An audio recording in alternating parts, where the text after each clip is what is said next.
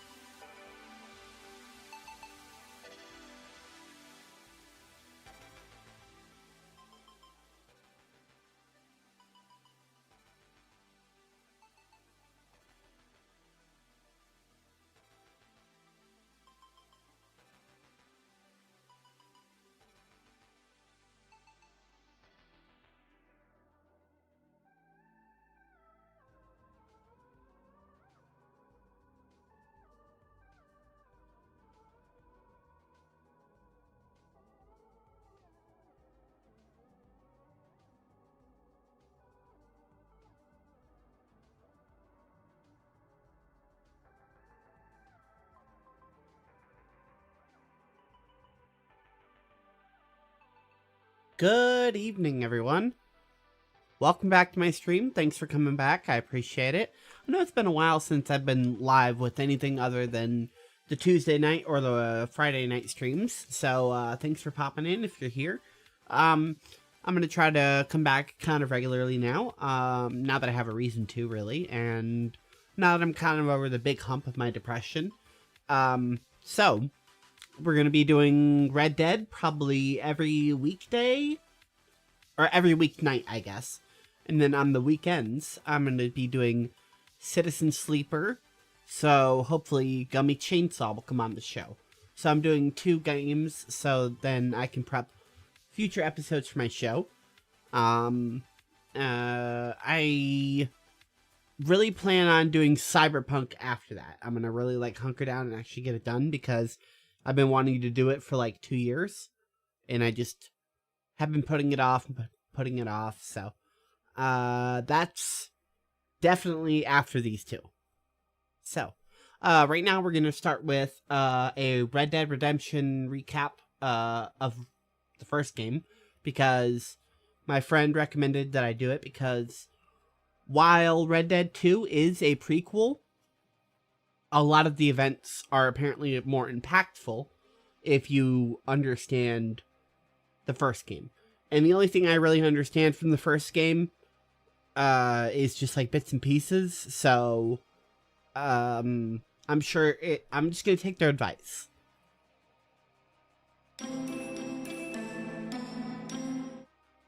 Red Dead Redemption is probably the greatest game Rockstar has ever made, and for a developer that makes Grand Theft Auto, that's ridiculously high praise. There's a lot that makes Red Dead Redemption a landmark achievement, not just for the developer or even for the genre, but for the industry in general. But the thing that perhaps makes it stand out more than any other is its narrative. In the backdrop of the receding Old West, Red Dead Redemption's story succeeds on multiple levels. From a macro point of view, it serves as an excellent commentary on the civilization of what was called the Wild West. While on a more personal note, it chronicles the story I've never really been a Marston, fan of westerns. one of the best written and developed characters you'll ever see in a video game in thrilling fashion. As Red Dead Redemption 2 draws closer to launch, this seems like a great time to look back on the 2010 masterpiece. Usually in our Story So Far features, we like to be as detailed and thorough as possible, and obviously that's what we're going to do here as well. That said, given just how incredibly vast Red Dead Redemption is and how many excellent smaller side stories it has to tell, exploring every nook and cranny for this game will be harder than what we've done in the past. If there is anything relevant or noteworthy in the game that you just need to cover the main story, please remind us of it in your comments. Without further ado then, this is the story of Red Dead Redemption. Thank you for the follow, whoever you are. John Marston I is looked up to you. synonymous with Red Dead, so in order to truly understand what lies at the heart of this game's story, we first need to dive into Marston's character and his own. Do we have the options for captioning here? Yes, we do. Though the narrative kicks off in the year 1911, the seeds for our story are sown years earlier. When Marston was a child, he lost both of his parents to early and unfortunate deaths, and it wasn't long after that that he found himself falling into a life of crime. He was taken in by a notorious outlaw named Dutch Vanderland, who in many ways became something of a father figure for Marston. So Dutch took in John. Dutch is an interesting character to say the least. He saw himself as something of a Robin Hood figure, except much more violent and harsh. He killed and stole from the rich freely, and to be fair, he did give much of what he stole from the rich to the poor. He did all of this to facilitate his unique and strong ideals of what kind of world he wants to live in. By the time Red Dead's story kicks off, the American frontier, or the Wild West, is coming to an end, being swept away by a wave of civilization and the migration of some of the nation's more civilized and advanced population over into this relatively untamed and lawless land. Dutch sees this and has always seen this as an attack on his own vision for the world. The advent of technology, the modernization of civilization, and the extensive settlement of the West doesn't sit too well with him. His vision for the world is one that he describes as a savage utopia, and he feels things such as greater control by government, advancing technology, and everything else it brings are in direct conflict with that savage utopia. Such things lead to sure, everybody's felt that way forever. The rich and the powerful exert unnecessary control and power over those not on their level. Even if you do, at some level, see where he's coming from, his actions are hard to digest.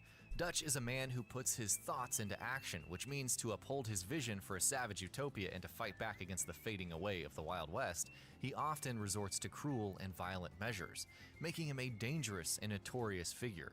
His gang of bandits and outlaws are quite similar in their actions, if not their beliefs. And sadly, Marston, who fell in with Dutch and his gang early on in his life, quickly adopted that way of life. While he traveled being with real Dutch cool. and his gang, he met his future wife, Abigail, who also used to travel with Dutch's gang frequently. That's tough. Soon, the two got married and had a young son named Jack. Eventually, they had a daughter as well, but around 1911, not long before the game's proper story begins, she dies at a very young age due to reasons the game doesn't go into. We're also never told what her name was. But Yeah, like I said, pretty based then. About 5 years before that, Dutch's gang tries to rob a bank, with Marston very much being a part of the proceedings. The robbery, however, goes badly. Oh no. Marston is shot and left for dead, while his companions, other members of the gang, Left for dead leave too? him behind and flee the scene. This is obviously not something that goes well with Marston, but more than that, this incident also serves as a wake-up call for him. Marston Oh, he's gonna go on revenge mode now, isn't he? behind his life as an outlaw. In search of a more peaceful existence with his wife Abigail and their children, who are both alive and well at this point, Marston buys a farm and settles down with his family with the aim of building a ranch. You're tasked with building a ranch, managing its daily workings, and making sure it's always in good repair and maintained properly. That sounds gay. Actually, in early development, the team at Rockstar had internally given Red Dead Redemption the tentative title of Ranch Life. No, that sounds terrible, and we're grateful that isn't true. And thanks to the Bureau of Investigation, without whom this game would not exist. Well, and why do we say that? Because around 1911, the year the game's story begins.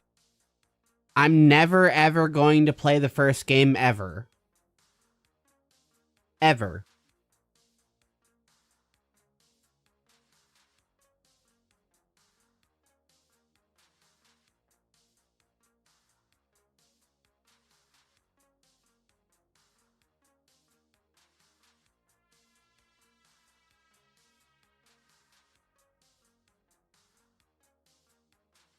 The Bureau of Investigation is formed as part of the modernization and greater government control we mentioned earlier. And they have plans. Oh, they have elaborate plans, most of which are put into place by a man named Edgar Ross. Ross is an agent of the Bureau, and he's been put in charge of Again, I can't make it more clear. I will never, ever, ever play Red Dead 1. I have no interest in it. I don't like Westerns. I don't give a fuck about Red Dead. The only reason I'm playing this is because I want to talk about it with Hughezy, who loves this game, and Snugs bought this game and is forcing me to play it with guilt. So, I'm sure it's a great game, and I'm sure it's fine. I'm never going to play Red Dead 1. It's not going to happen. tracking down bandits and outlaws in the West and bringing their criminal activities to an end by any means possible. Though Ross is, at least on paper, a government employee, he's no less of a crook himself, and exhibits all of the tendencies of corruption that men like Dutch Vanderland despise. First task on the docket for Ross and his right-hand man and fellow agent Archer Fordham is to bring to justice a man named Bill Williamson. Who is Bill Williamson? Well, Bill was, back in the day, also a member of the Vanderland gang and one of Dutch's top lieutenants, for lack of a better word. After Dutch's gang became inactive and more or less faded away, Bill started his own gang, one that was vastly different and yet quite similar to Dutch's at the same time. It was similar in that Bill and his men proved to be cruel, violent, and exactly, ruthless Willy Willieson. Only much more dangerous than even Dutch's gang. And it was very different because where Dutch was, at least on some level, driven by his strong ideals, Bill was driven by, well, just being a flat-out dick. Bill and Marston used to be thick as thieves back in the day when they were both members of Dutch's gang, and Edgar Ross sees this as his way in and Marston as his trump card. He knows he needs Marston to work for him, but getting him to do so would be easier said than done, and so he kidnaps Abigail and Jack Marston, telling John that if he wants to see his wife back from custody, he needs to track down Bill, his old comrade, and bring him to justice on behalf of That's a little bit of brute force, but I mean, hey, you know. Of investigation. And so Marston is left with little choice but to acquiesce to this. He sets off from his farm and travels to the town of Armadillo, which is where our game begins and where things truly start off. Sure, okay, Upon cool. arriving in Armadillo, so that was all prequel. heads to Fort Mercer.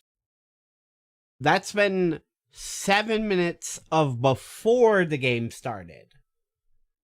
Okay, so see, okay, like I'm sure you're probably right that this would be an instance of this being, you know, a good thing to play first, but I'm never gonna do that. So, the fact that there's 7 minutes of prequel to the first game, which is a postquel of this game I'm about to play, just reinforces the fact that I definitely should probably know this.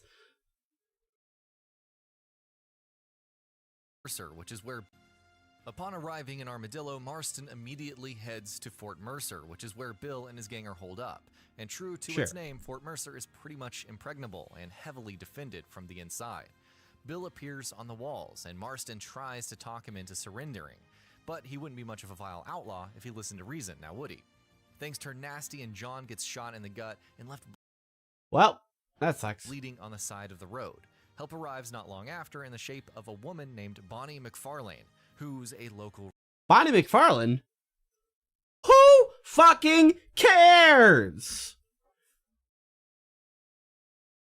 Think about it. Would you listen to this? Would you find this interesting? rancher. She pulls Marston off of the side of the road, takes him to her ranch, and pays for his recovery. Over the next few days, Marston helps Bonnie with the work around the ranch as a way to pay her back for her kindness, and in this duration, he makes a few other friends as well. These include U.S. Marshal Lee Johnson and his deputies, a gentlemanly con artist named Nigel S. Dickens, the drunkard arms dealer Irish. Thank you, Snugs. It's boring as shit. And the weird, freaky grave robber known as Seth Briars. For about a couple of hours of gameplay, or more depending on how you play and how much time you waste in the game's admittedly excellent open world, not much else really happens, but things change pretty soon. Cool. Bill Williamson finds out that Marston didn't die and that he's currently in Armadillo. To smoke him out and finish what he started by finding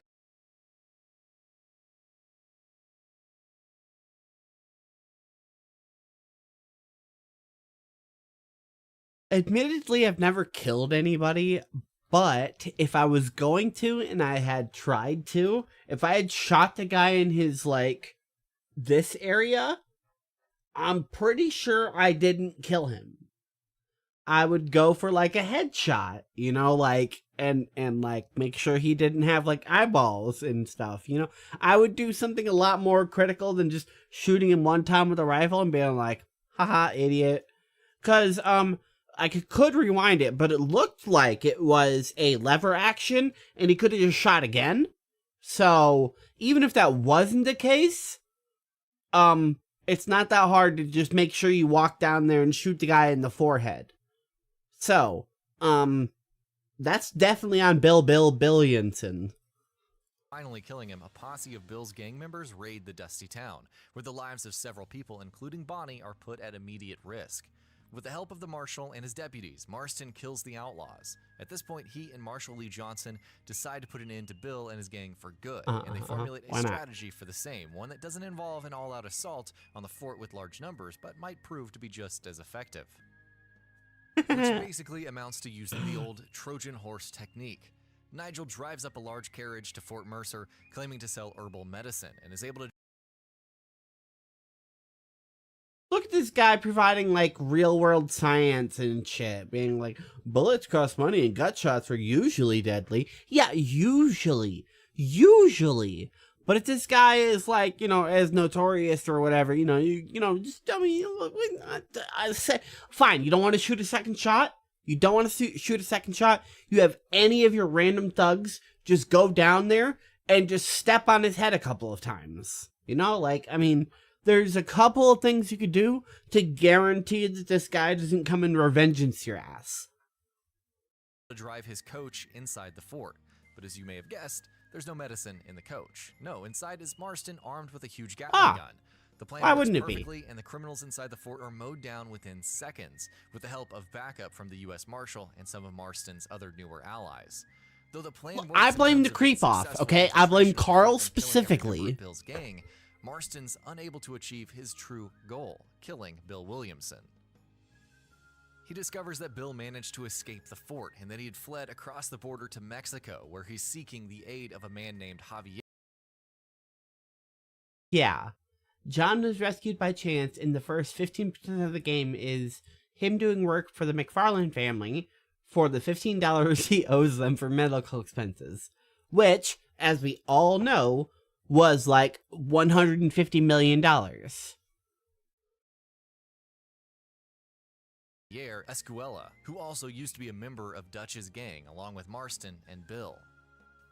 And so that's where Marston heads. Irish steers a raft across the river and takes Marston to Mexico, and upon crossing, he heads up to Nuevo Paraíso.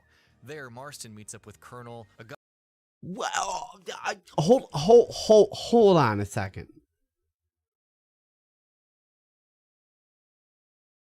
You wanted me to play the game where they sent me to Mexico?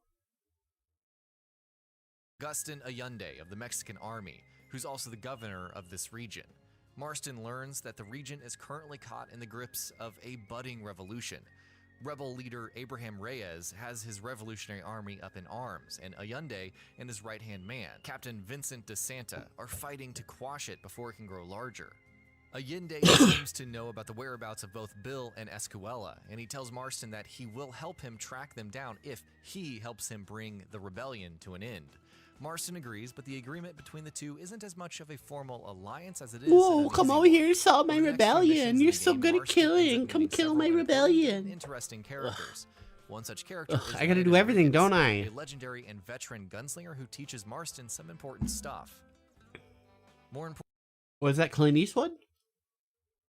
No, Landon Ricketts. Importantly, okay. Marston also crosses paths with Abraham Reyes, the leader of the Mexican rebellion, as well as one of his lovers, a woman named Luisa. And, well, there's a lot more to it, but to cut a long story short, before you know it, Marston is basically intermittently working with both sides.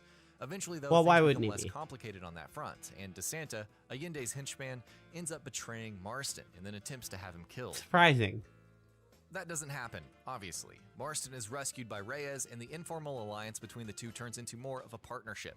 Marston agrees to join the rebels in their efforts, not that he cares about the rebellion or anything, all he wants to do is track down Bill and Escuela, so helping the rebellion is more of a means to an end.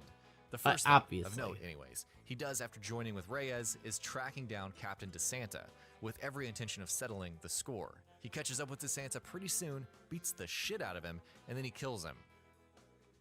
Fantastic. With the help of the rebels, Marston learns that Javier Escuela is holed up in a fortress called El Presidio. Marston enlists the help of Reyes, who quickly gathers a formidable force of rebellion soldiers. With them in tow, the two march on the fortress, leading an all-out assault.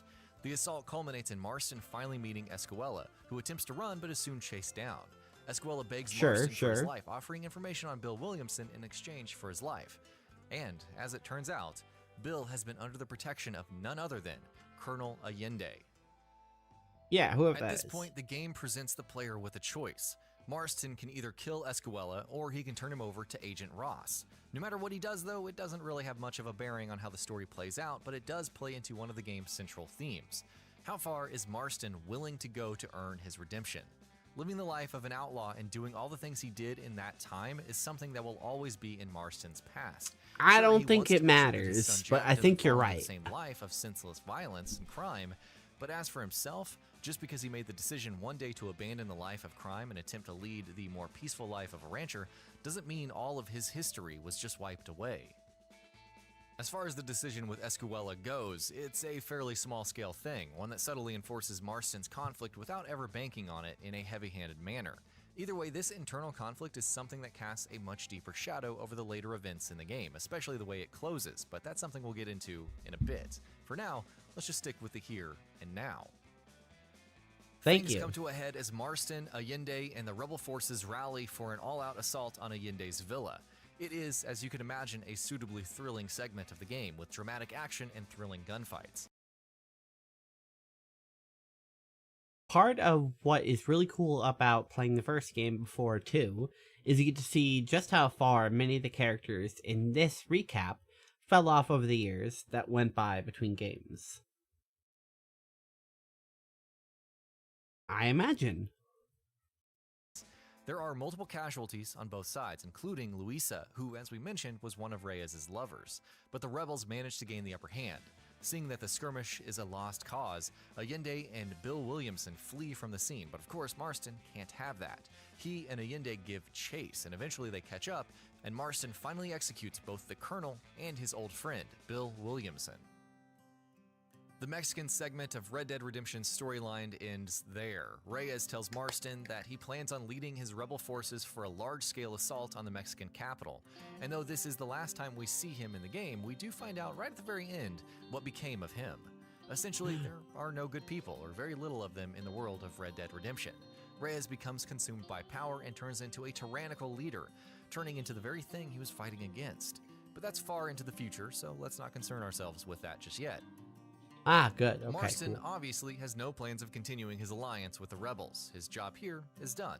Bill Williamson is dead. As such, he heads back to the town of Blackwater in the United States, where he meets with Agent Ross and Fordham, and he finds out that things, predictably enough, are far from over. Bill Williamson may be dead, but there is one final task Marston needs to help the Bureau with before he can go back to his life as a rancher, or at least his attempts Sure, at one. why not? That task, Ross tells him, is to kill Dutch Vanderland as part of their focused Aw, efforts betrayal. on putting an end to Why outlaws and not? banditry in the West. Sure, if I The get to complications go of fuck the my task wife set some more. before him are inherently clear to us as players. Dutch took Marston in when he was a child, and both his parents were dead, and in many ways, he was a father figure to him. But that's Yeah, the sure. life he has left behind, and the life he wants, one with his wife and son, hinges on him acquiescing to this task, and so Exactly, so Marston murder him. agrees. Yeah, why not? Dutch, it turns out, has been forming a new gang entirely, recruiting young Native Americans to See if Dutch is even like a really, really cool guy, what Dutch can do. And like John, it's like he can go and like talk to Dutch and be like, hey, look, the government wants me to murder the shit out of you. So like, I'm going to pretend I murdered the shit out of you. Give me some evidence of that. And then you can just go like to a different part of the country because we're like in the before times. And then you can just change your name and get a haircut. And then you can have a whole different life and a whole different criminal gang. And then it'll be a no big deal. And then everybody can win. to his cause as he seeks to continue his crusade. As Marston begins his efforts to track down his old gang leader, he enlists the help of new friends. Among them is Nastus, an older Native American informant who sees that younger natives are being led astray by Dutch's vision, and also has the added incentive of wanting to protect his own tribesmen from inner destruction thanks to this ongoing conflict.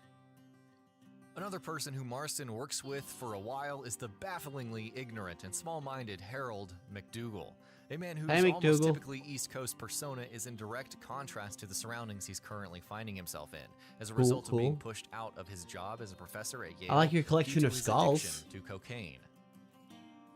Nastus and McDougal, in spite of their vastly different backgrounds and personalities, seem to be pretty I close said to I each like other your and see collection each of other as skulls. friends. Not at first, of course, but their interactions slowly but surely turn into tolerance, which then turns into a friendship of sorts. That friendship comes to a bitter end not long after, though. As Marston continues to close in on Dutch with their help, things continue to heat up, and the tension continues to ramp. Several conflicts and confrontations follow. Shit, was that John Redcorn? And the tension continues to ramp. Several conflicts and confrontations follow each other until one of them results in a tragic loss, with Nastus being shot in the head. An enraged Marston, who has grown to have deep respect for Nastus, kills In this game or the second game? Either way, I did know that. Nastus's murderers immediately. Marston and McDougal escape from the scene, with both of them visibly shaken and saddened by the abrupt death of Nastus. Neat. McDougal, who's realized how desperately out of place he is in his current surroundings, decides to flee back to Yale, but his escape attempt is cut short. Dutch arrives outside his house while he and Marston are still inside, backed up by several Native American soldiers of his gang, with every intention to kill the two of them. In an intense sequence, Marston and McDougal attempt to make their escape through the rooftops while constantly having to contend with several snipers that Dutch has placed all over town. Sure. Somehow they manage to escape intact. Oh, okay. The two of them get on their horses, and though Dutch's men give pursuit, Marston holds them off and manages to kill all pursuers. Marston and McDougal arrive at the nearest train station safely, where they bid each other farewell, and McDougal finally leaves. Bye. By this time, though, the conflict has heated up considerably, and things are coming to a head. Marston and Bureau agents Ross and Fordham join forces with the U.S. Army, about time, right? And head to Dutch's hideout for a final confrontation.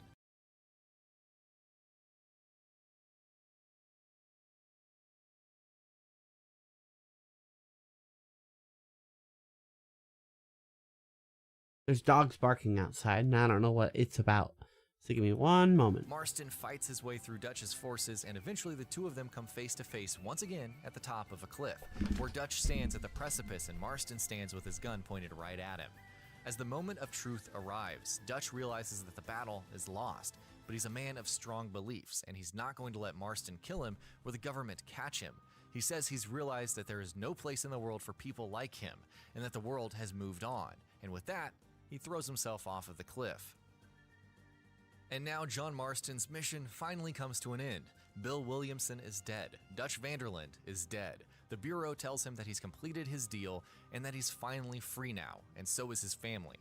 Abigail and Jack are waiting for him back at their ranch, and John Marston finally goes back home. The end. Game over. Wait, though we're skipping over some tiny, slightly important details. It's not quite over yet. For a time, Marston spends a blissfully quiet and uneventful time at the ranch. I guess it with was his family. nothing. He tends to his land, and he works on his ranch alongside an old friend of his and his family's, an old man known only as Uncle.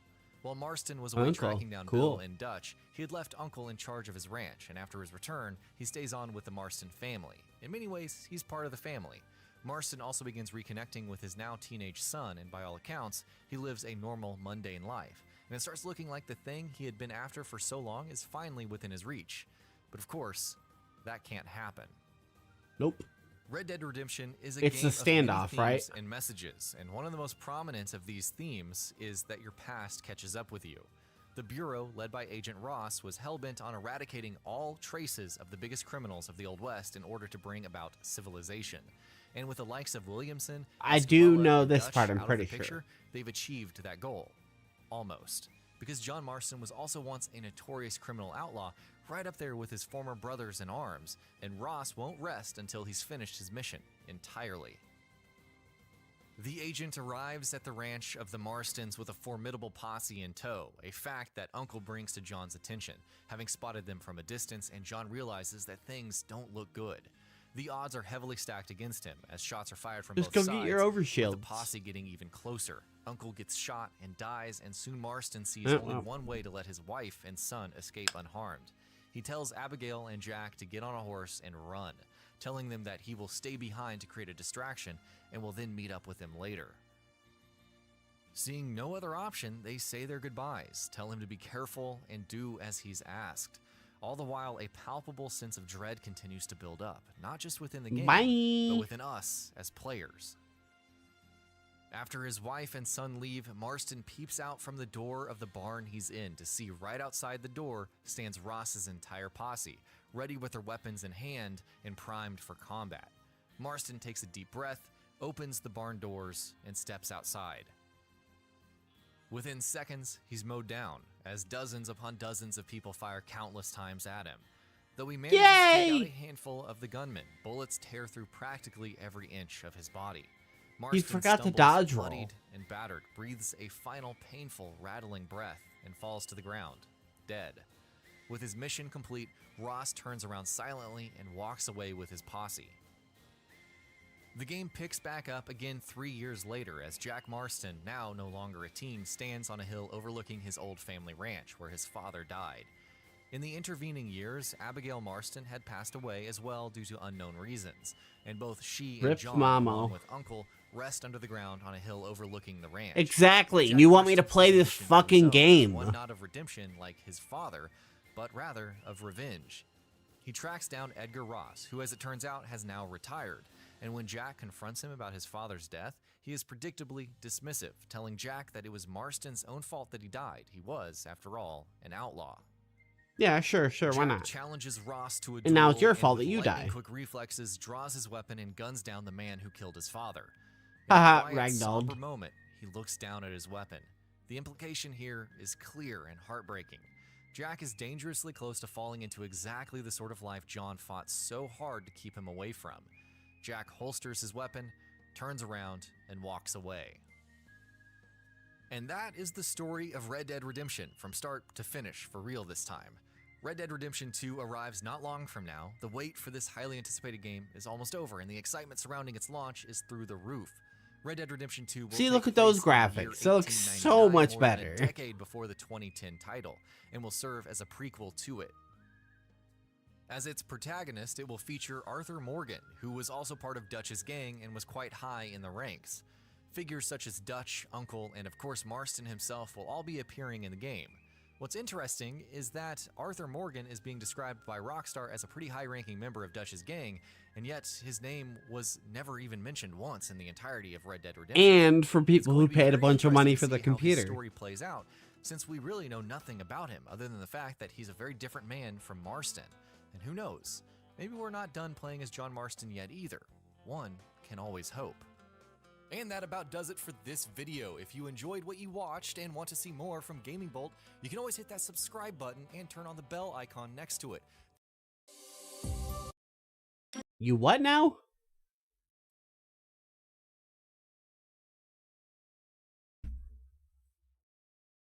Well, like I said, I'm never playing Red Dead 1, so that's not an issue, I guess.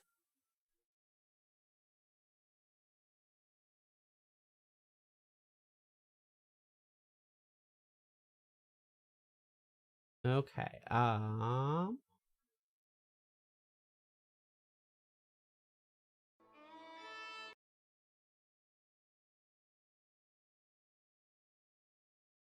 You know, one of my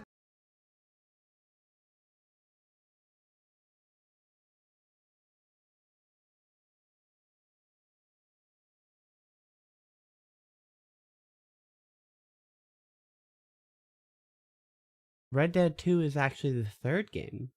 That's cool.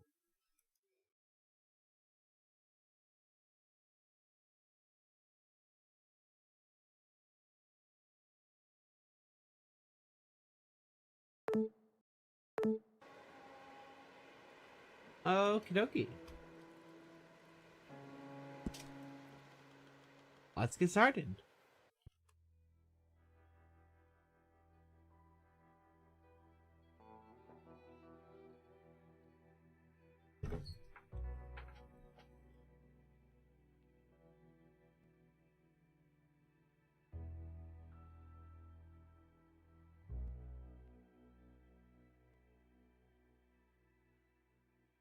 I benchmarked it and it seems like it runs at 60 plus, so it shouldn't be an issue.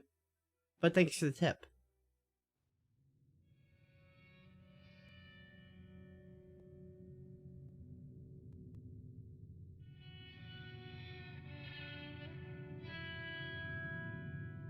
Cool, cool. Just in case you can't read cursive, it says the age of gunslingers is at an end. In America, it was getting cucked by laws.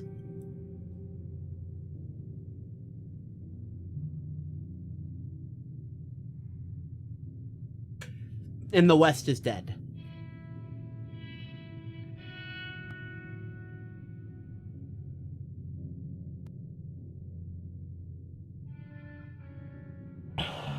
There are a few really cool people, but not for much longer because they're getting killed. And then there's some real English. There you go.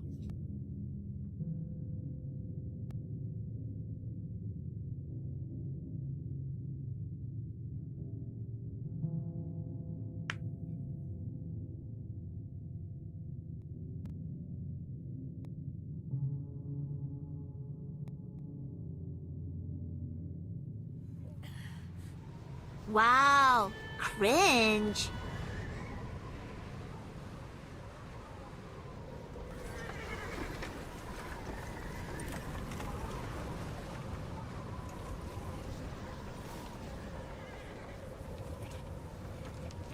Abigail says he's dying, Dutch.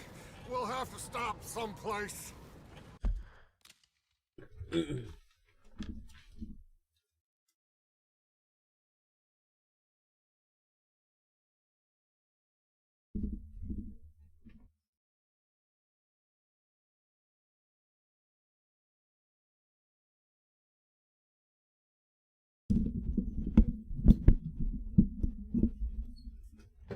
There we go. If it's going to be cinematic, I might as well set the mood. Okay, Arthur's out looking. I sent him up ahead. If we don't stop soon, we'll all be dying. This weather, it's... Hold on one more second. Is there the option to have the speaker be labeled in the subtitles? Let's find out. There we go.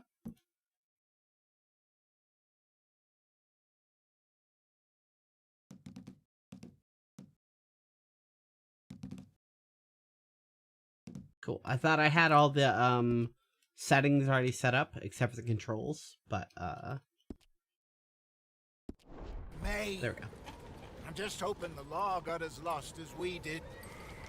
There. Arthur! Any luck? I found a place where we can get some shelter. Let Davy rest while he... You know. An old mining town. Abandoned. It ain't far. Come on. Come on! Yeah!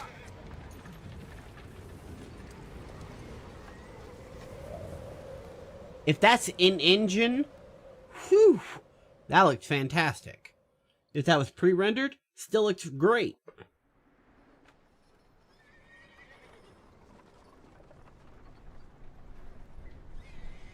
Chapter 1, Coulter?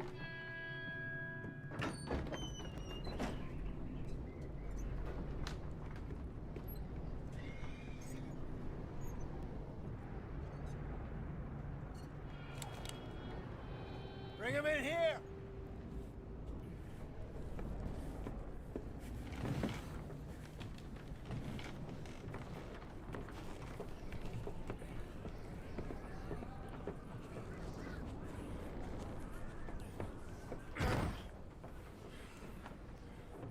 Miss Gaskell, get that fire lit, quick.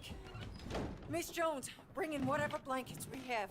Mr. Pearson, see what we've got in terms of food. Davy's dead. There Woohoo! nothing more you could have done. What are we gonna do? We need supplies. Well, first of all, you're gonna stay... Well, that's nice of them, you know. They still care about Karen. Or Karan. Yeah, Karan. Charon. There we go. Charon. You know, they want to make sure that the ferryman has his, you know, those look like dollar coins. So I guess it's still only $2 for underworld fare, which is a pretty good bargain if you ask me. here, and you were gonna get yourself warm. Now, I sent John and Micah scouting out ahead. Arthur and I, we're gonna ride out, see if we can find one of them. And this, just for a short bit. And I don't see what other choice we have. Listen. Listen to me, all of you, for a moment. Now, we've had, well, a bad couple of days. Yeah, probably.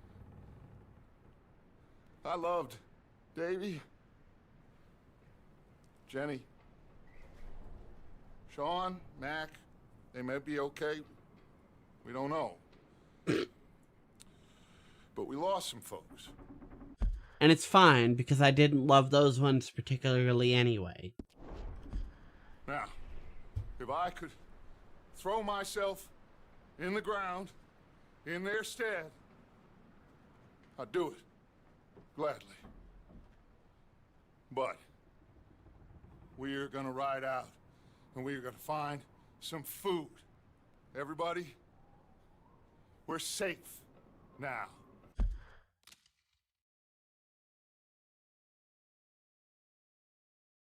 Which one is it? No, not that one.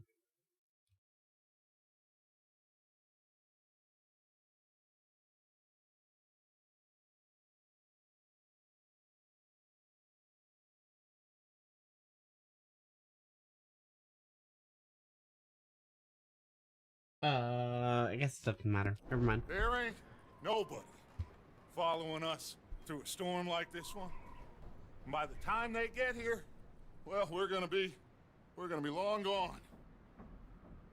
We've been through worse than this before. Mr. Pearson, Miss Grimshaw, I need you to turn this place into a camp. We may be here for a few days. Now, all of you, get yourselves warm. Stay strong. Stay with me. We ain't done yet. Come on, Arthur. All right. We've got some work to do. We ain't run into them yet, so they both must have headed down the hill. Sure. Hey, I ain't had time to ask. What really went down back there on that boat? We missed you. That's what happened. Come on. Oh. Hey. Ah, cool. I was worried you're gonna be like vague or shit. Hey, Mr. Smith, get yourself indoors. You need to rest that hand. I'll live. Get indoors, son. We. Woo! It already has native ultra-wide support. I'm glad I didn't have to do anything for that. That's nice. Unfortunately, I am going to have to edit the controls now. So, while I do that, I am going to press that. There you go. And we're going to listen to When Becoming a Full-Time Influencer Goes Wrong by Danny Gonzalez. My biggest problems with the internet is that influencers like to pretend that their life is this amazing, perfect adventure, hiding all of the bad stuff, the negative stuff in their lives, hiding all of the boring parts to make their life seem so much better than yours. Me personally, I don't even like going on Instagram anymore. I haven't posted there in forever, and I don't really go on there anymore because I don't like this weird false persona you have to put on every time you're on Instagram. Like, I'm doing something exciting, something cool is happening. Isn't my life so sweet? And that's why I've become very interested in this new genre of influencer that's just kind of like a regular guy influencer. I feel like the dude Davis Clark that I talked about last year sort of fit into that category. Just a guy who goes to work. And here is another example of this genre. His name is Hub's Life. He's just a regular guy who goes to work. You can see this video, normal morning for a 28-year-old working a 9-to-5 job. That's a terrible outfit. Influencer that just broadcasts a That looked normal terrible. life and doesn't get into any controversies. Except for the controversies that he has gotten into. We'll get into that in a second. But first, let's just take a look at his bread and butter content. And this is from like almost 2 years ago.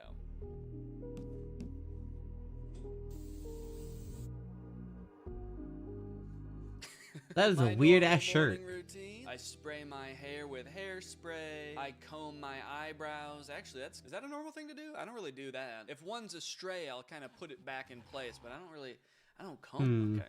Shit, maybe I gotta get my act up. Chat, is it cool to comb your eyebrows? Normal guy takes his inhaler, he turns into a dog for a second, and then he makes his protein shake.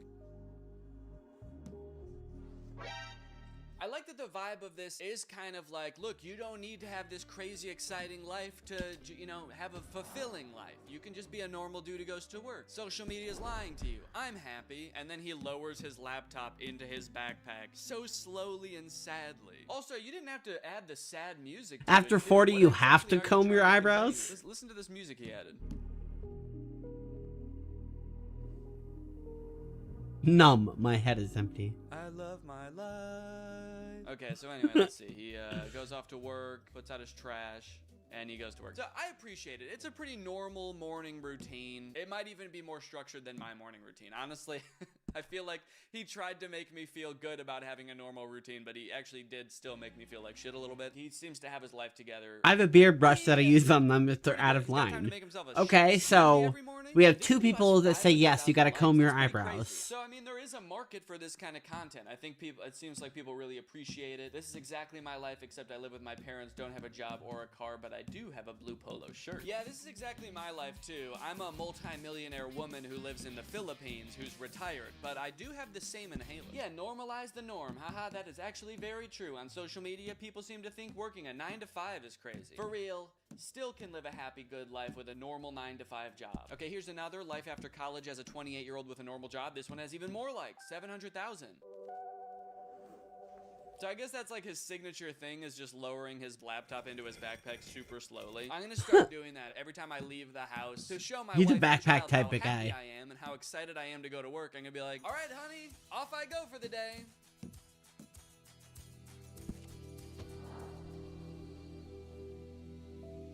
Head to my 9 to 5. Employee benefits. Ooh, he's flexing his benefits. Okay. And look at him. He's just, he's working in a normal looking cubicle, and he's eating leftover Jersey Mike's. But I guess even like a year ago, he did have some controversy. So this article is from April of 2024. A Texas-based office worker has gone viral thanks to his upbeat videos. I don't know if I'd go that far. Were they upbeat? Was I missing something? Showing his normal life, including his office routine, his recreation time, as well as his vacations, has divided the internet. So I don't know what could possibly be so divisive about this content, aside from, I guess it is kind of boring by nature, but that is the point. The TikToker in question is 29-year-old Connor Hubbard, who posts online as Hub's Life. Many see Hubbard's life to be unbearably mundane, leading one ex-user to joke that the vlogger was stuck in the Matrix, while others see it as normal and Is that fulfilling. middle click? Honestly, Is that what that it really is? would suck to put your life online, you know, and share so much about your personal day-to-day activities with the premise that, like, hey guys, my life is okay too. Look it. I can be happy living my life, and people online are like, you should not be happy living that life, man. That is not okay. At least become like a travel vlogger or something, dude. How can you possibly enjoy life like that? In one 1-minute and 20-second long clip, which was reshared on X, the Texas native begins his day by showing and getting dressed for his office job where he works in insurance at a Fortune 500 company. Honestly, it sounds like he's got a great thing going. He's got a dog. He's got a job, employee benefits, in parentheses. Oh, and he's also married and has a child? Yeah, 29, married his high school sweetheart after they studied finance together at college and are now... Okay, folks, I got an important question. How many weapons do I have in Red Dead 2? Because I'm currently at the hotkey where it says next and previous weapon, and I need to know how many weapons I'm going to be scrolling through if I assign it to my scroll wheel.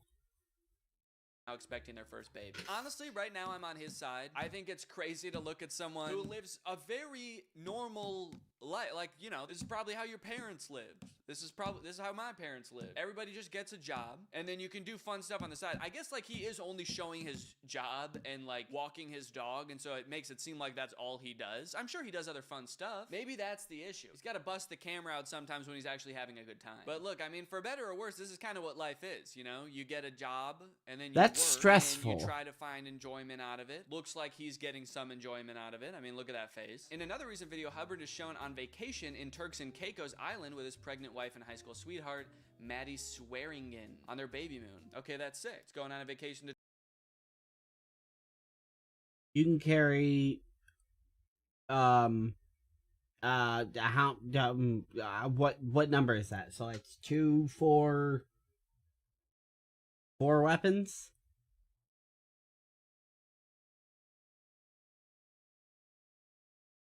to Turks and Caicos. Honestly, though, I mean, that's a nice-ass vacation. Is his life actually almost too good to be making this kind of content? He's like, look, you can live a normal life. What's so bad about flying private to Turks and Caicos with your wife for your baby moon? I don't think he flew private. That was a joke. I do feel like I'm seeing the inner influencer in him come out a little bit, where he's like, even when he went to work, he was like trying to brag just a little bit. He was like, going to work benefits?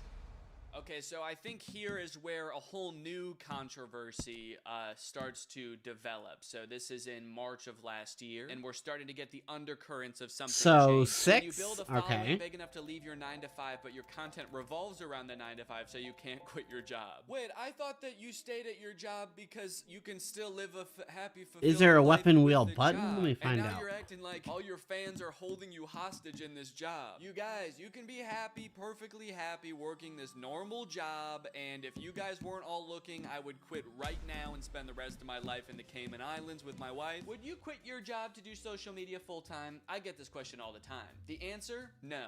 I wouldn't quit my job to do this full time. I love my 9 to 5. Okay, health cool, insurance, good for steady you. income, 401k structure, career growth opportunities, etc. You know, I have been out of like the actual job market for a while, so I don't know if this is true or not, but it does seem like all of these things are actually becoming less commonly normal as well. So like even this is like really good. Career growth, 401k, and health insurance. Yeah, honestly, dude, I think you should keep your job. I enjoy the people I work with and genuinely like the work that I do. I have been making videos for a very long time as a hobby and a passion of mine. I left the 9 to 5 years ago to pursue videography and social media full time for a startup company. Oh, so he already did that. Moral of the story, you don't have to quit your job job to pursue other passions. A 9-to-5 job is just a chapter in your story, not the entire book.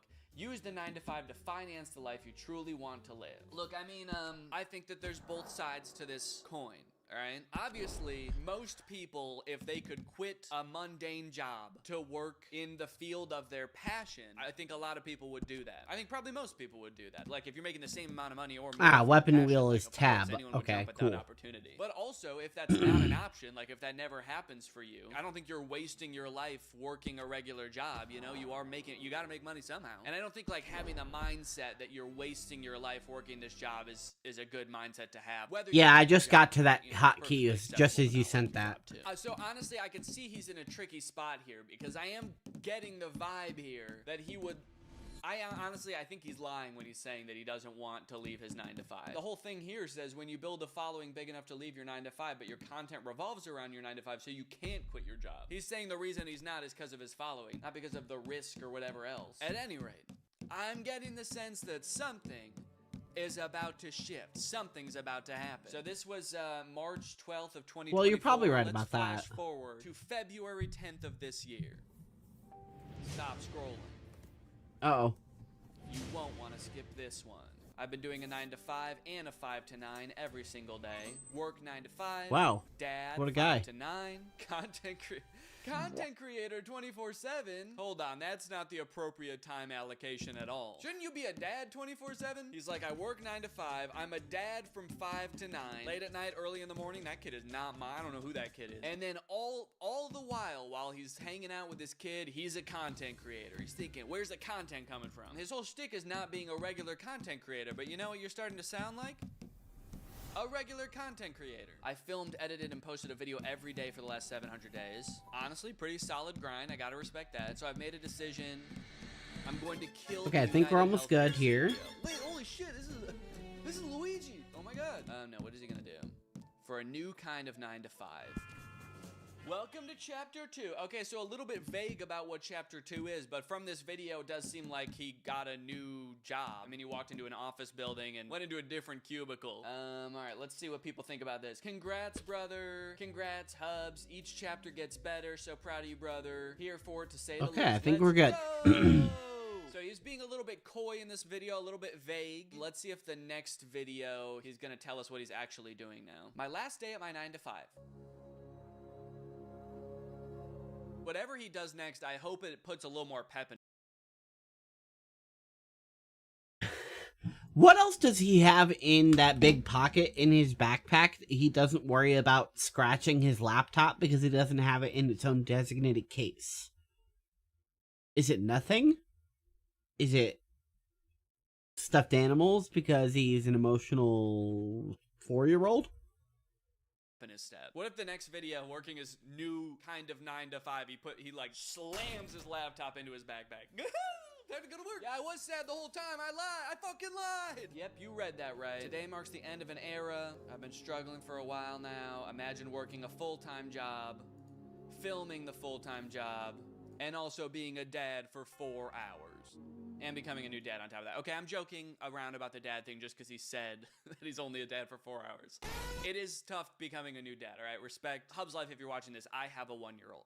He's actually like 18 months now. So, respect. I know that it's tough. All right, let's go to the chase here. What are you going to do? So, I've made this decision based on what's best for myself and my family and you guys. Today, I will be leaving my 9-to-5. Pursue a new kind of 9-to-5. Okay, come on, dude. Tell us what the new 9-to-5 is. He is being really vague about it. He posted even another video. Chapter 2 begins, and people are still commenting, what's the new job? I am genuinely so intrigued on what this new job is. It does seem like he's trying to hide what his new job is, which... Or it's just engagement bait. I'm starting bait. to get a sense of what the new job is after he said, I would never quit my 9-to-5 to be an influencer, and now he's quit his 9-to-5 and is like, this is a new, different kind of 9-to-5 that I just made up. No one's ever done this before. And the comments are like, oh, sick. Can you tell us what it is? And he's like, how about a video of me shooting a milk jug into the garbage can? Okay, so this is his new type of 9-to-5. Unpack. Love to see that he's still doing it super slowly. Made a to-do list and check emails. It takes him 30 minutes to unpack. That's how you get people bitching about your performance at your job. Edit YouTube. Okay.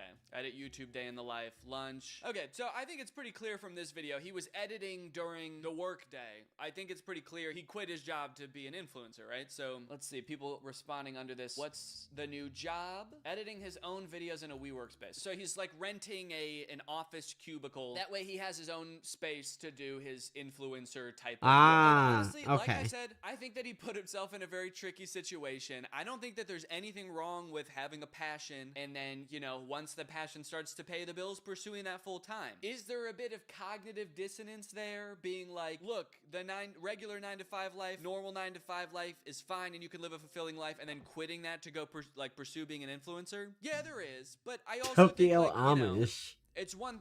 Huh. Well, shit. Yeah, that looks good. I think you can do both things at once. I think you can say it is possible to live a fulfilling life doing the 9-to-5 thing, but also your life would be way fucking better if you did social media full time, dude. Adam Sandler and whoever this is. Megan Fox. Okay, cool. Makes sense. I mean, the music is bumping. It's a T.I. song. Yeah, looks good. I'd do that one.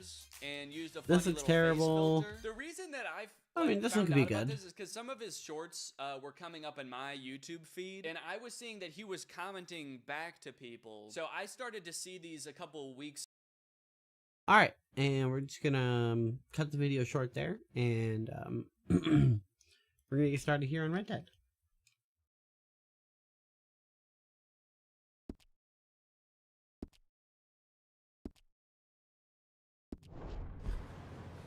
My horse has a spotted butt. All right, let's head out. Ain't sure what we're gonna find out here, Dutch. We have to try. Stay close. We'll do our best to stick to the trail. This goddamn weather. Been 2 days or more like this now. Oh, it has to blow over soon. It doesn't have to. You want it to, though.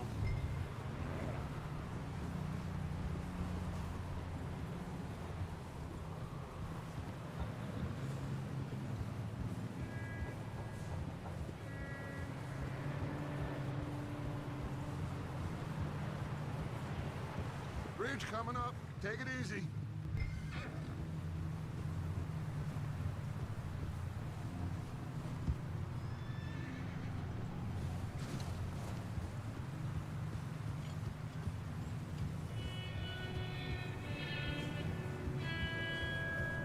Ride next to me, son. Don't want to lose you. Can't believe we lost Davy, too. He's the last one, Arthur. No more. We need to get those people warm and fed. At least we don't need to worry about Pinkertons tailing us in this. Oh, don't jinx us. We'll be on the other side. We don't want that. You need to help me pick the others back up. You're the only one I can rely on to stay strong right now. We got fire and shelter. That's a start.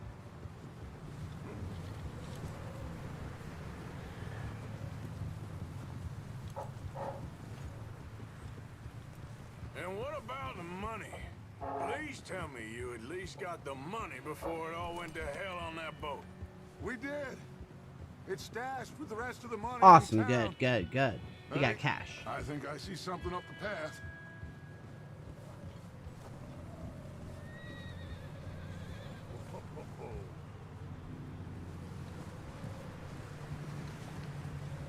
You up ahead. Who's there?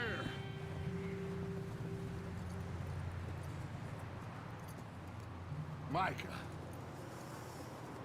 Gentlemen. Found anything? I think so. Found a little homestead down that way. Okay. Anyone home? Sure. Place is blazing with light and noise. Sounded like a party. Let's go see. Follow me. How's Davy doing? He didn't make it. Nor did little Jenny. That's too bad. Davy was a real fighter. Both of them calendar boys is. Goodbye forever. Yeah. And Mac, Sean. Cool, that's what happens. It's that type of game. That's what I was worried about. But sometimes you gotta do it for science, you know?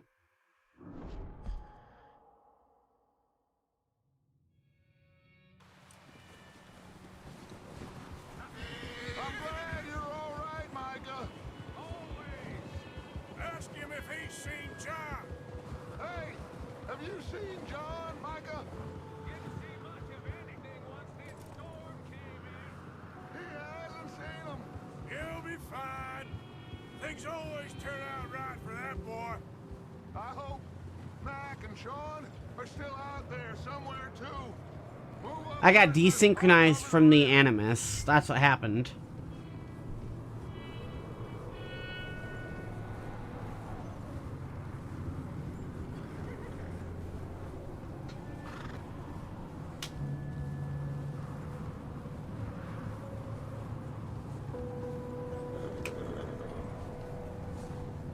All hail Cardiff.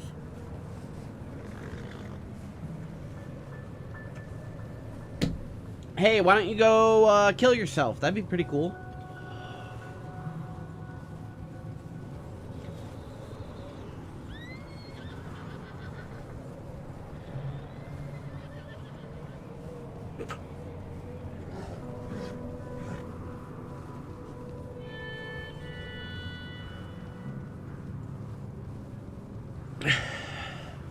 Dutch acts like a strong-arming Salvation Army Santa when you show up at camp. That's not a good omen.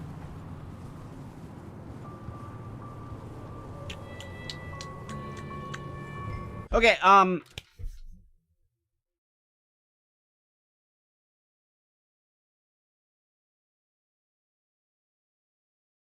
what is the point of how long this intro is taking other than to, like, imitate Quentin Tarantino's Hateful Eight's super extended cut opening where it just has like 3 minutes of somebody walking from one end of the shot to the other, and it's like a 5-mile stretch.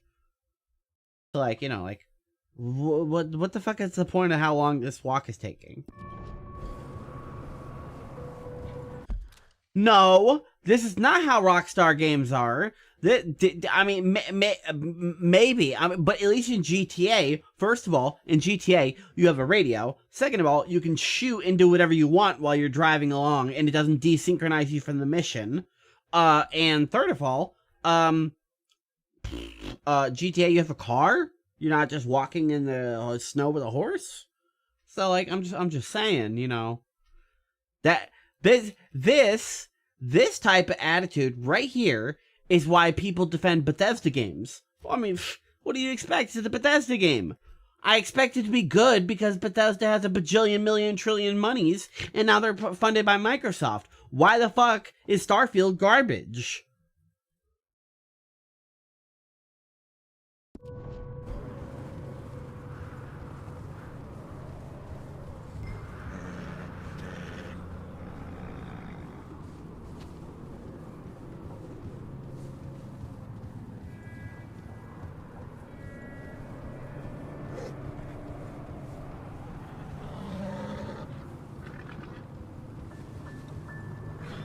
I guess the most I can do is do a helix pattern while I walk.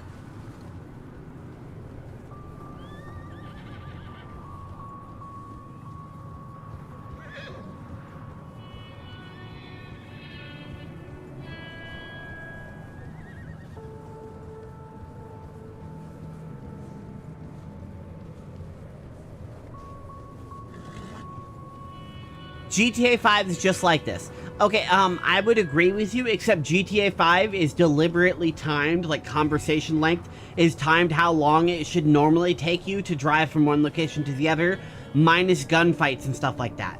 So, again, I unfortunately can't agree with your statement there, and it's like defendy talk. Like, I'm not saying this is bad, I'm just saying, like, what is the point of this other than to just be like thematic? If you can come up with another point, then, you know, cool. But I'm just saying, like, is there any other point other than being thematic? Okay, let's head down there. Again, I'm not complaining, I'm just pointing it out. It's just, you know, my style of commentary, I suppose.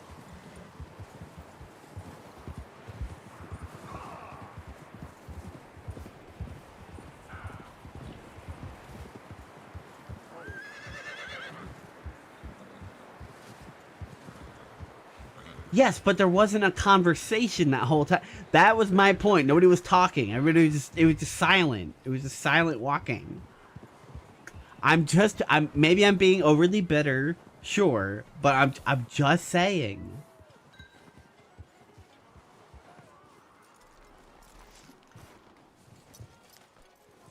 Let me handle this. We don't want to spook these fine people.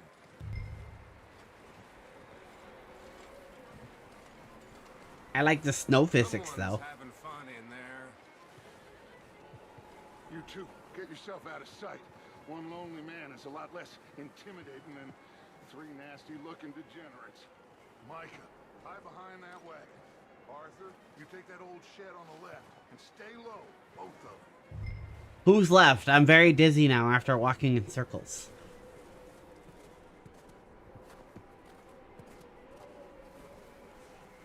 Arthur, take cover in that shed over there. Stop yelling at me! I'm playing in the snow. Arthur, get in position. Come on.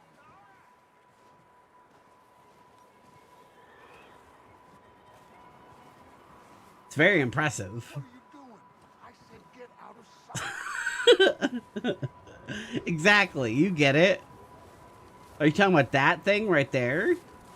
Shed, shed, shed, shed, shed, shed, shed, shed. That shed? That looks like an outhouse. Hello? Shut up, Billy. Excuse me. Hello? Oh, well, hello, friend. What you want? I am very sorry. I want to catch a ride with the scooter man. My friends and I, well, we got into some trouble up the way, lost in the storm. Ah, gentlemen. We can't help you, mister. I got folks Arthur, dying on the trail. Arthur, we got a problem. There's a corpse right here. Now, I just Arthur, need some there's a cans body of food in the or wagon. something. I hear you. Just Gentlemen, keep your eyes on Dutch. please. I think you should go now, buddy.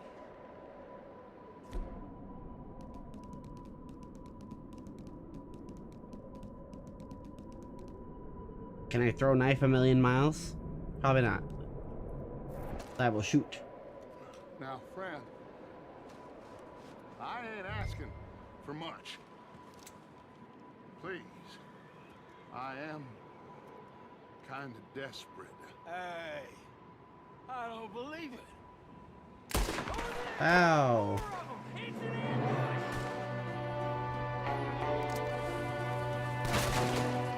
Peek that cover, nerd. What the hell was that? Alright, I guess there's, recoil, well, not recoil, what you call it? Alright, that was whiff. Alright, that was whiff. Alright, so it's very pinpoint. There's not a lot of forgiveness. Not a whole lot of aim assist. Which I like,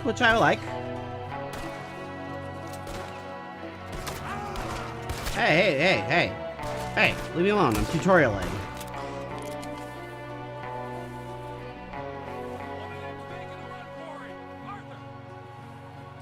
What?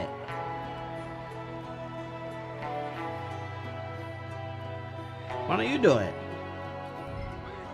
He won't last out there by himself. Arthur, Okay. I said I'd handle this. Didn't seem Okay. to be going too well. Well, then I reload checkpoint. You know, you do it. I'm just kidding. Damn O'Driscoll boys here. Why? I don't know. Don't ever question me again. Micah, go bring the horses closer to the house. Arthur, let's go search the cabin. I gotta do something real quick.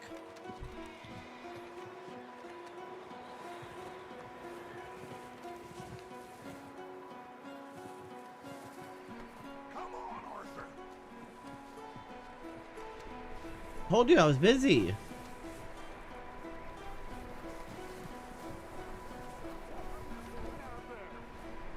I'm figuring it out. That's what I'm doing.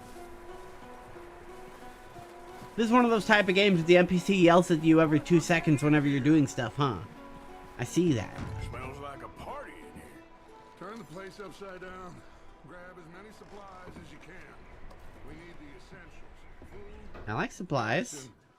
whiskey.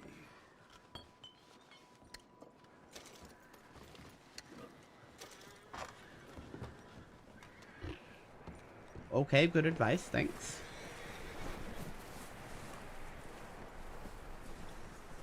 What, do they despawn immediately? That's cool.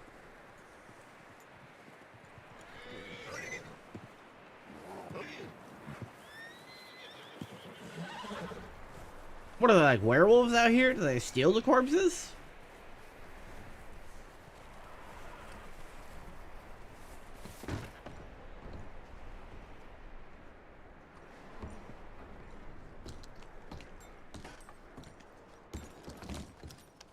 I'm starving. Yum, yum, yum, yum, yum. The loot button.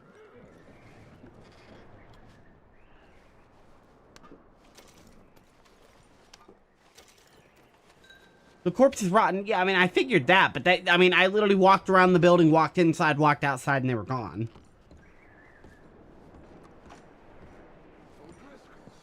I don't believe it. It's a strange one, all right. Maybe they're. I was just making a joke about werewolves. There's a big price on Colm O'Driscoll's head. Nearly as big as the one on yours. Wanting Colm dead is about the only thing me and Uncle Sam agree on. Who?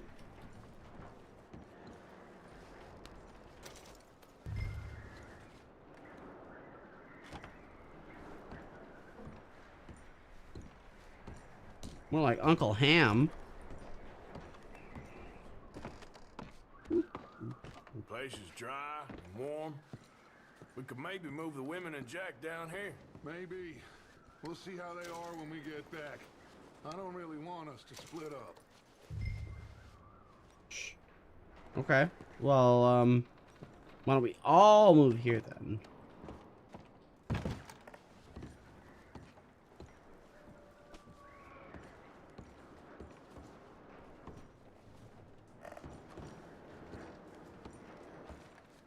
Anyway, what do you want? I gotta eat foods or die? Okay.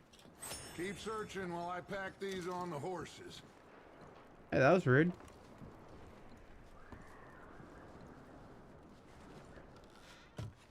Grab anything you think we can use, then meet me out here.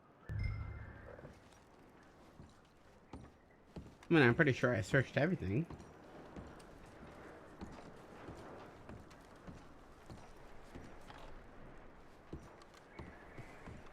Is there an umpire? You know, one of those baseball guys?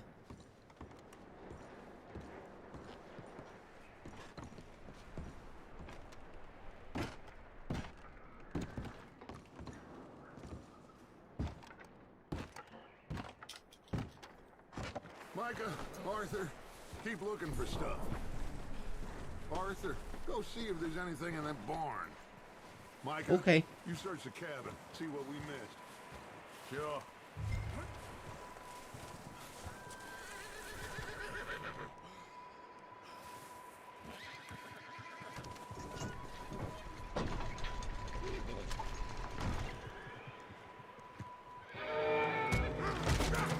Saw that coming.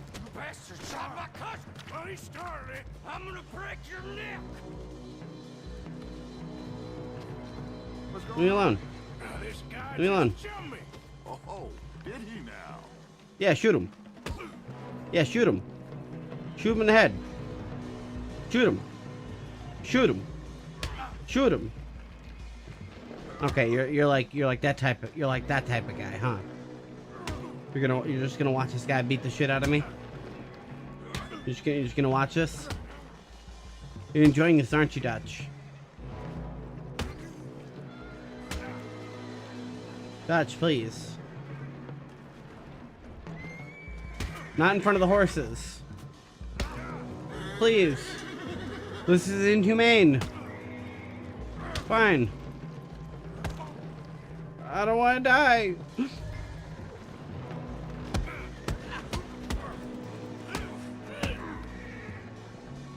Is there no, what is my block? R? I thought it was R.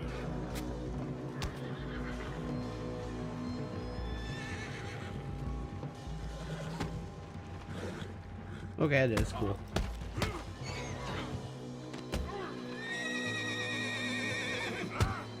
I had to give him the false hope, you know? Made him think he could actually beat me.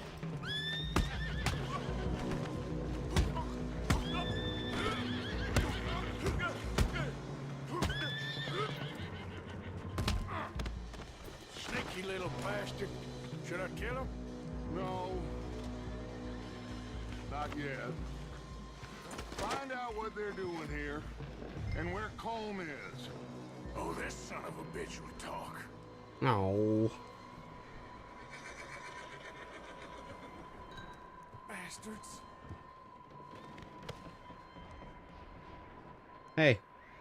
Could you answer my question? Where's Colm O'Driscoll? I already kicked your ass. With the others. Who, At where? an old mining camp southwest of here. Near the Okay. lake. Okay. Yay, What more are info? you bastards doing? Why are you up here? We're fixing to rob some train. Gonna blow the tracks. I don't know more than that, I swear. Okay. Well, have a good Well, I would life. say it looks like you have this, Arthur. Do what you want with him. I don't care. Alright, Bring well. that horse when you're done. Hey, you want to join our gang and be my little friend? Anything else? No, I'm like, Please. want to hang out? Get the hell out of here. Go. I'm coming for you. I'm coming.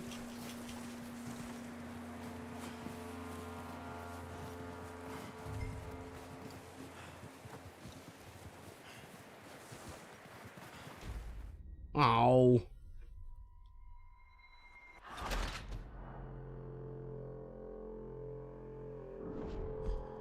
The barn was abandoned.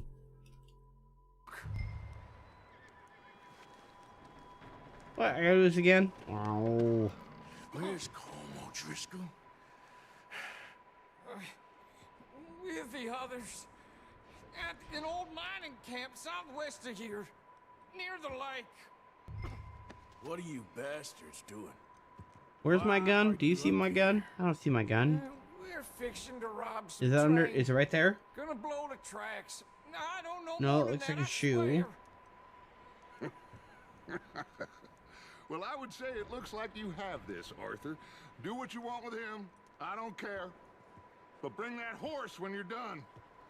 Hey Dutch, where's my gun? Get the hell out of here. Go. Gun. Gun. Gun. Gun. Gun. Gun. Gun. No. No.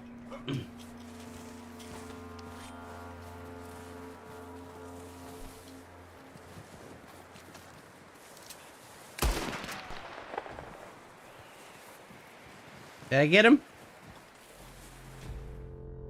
Oh, okay. I gotta be quicker than that, huh? Alright, I'll get you this time.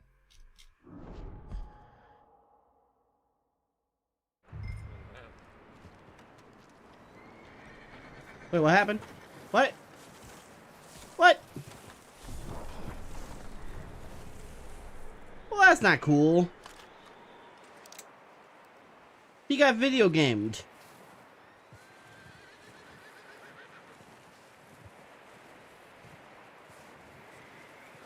How unfortunate. Hi, horse. What? Oh.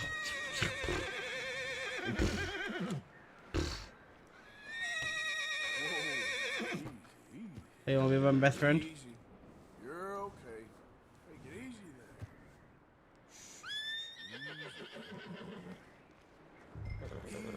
It's okay. Whoa, now, easy. Horse pat. Yeah, good boy. Yeah, horse patting.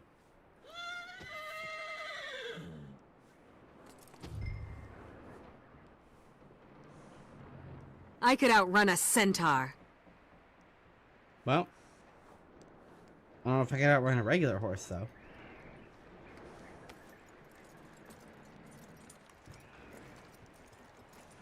Hi, horse. We're stealing you. You're my horse now. You let him go, huh? Saw the little bastard scurrying off. Yeah.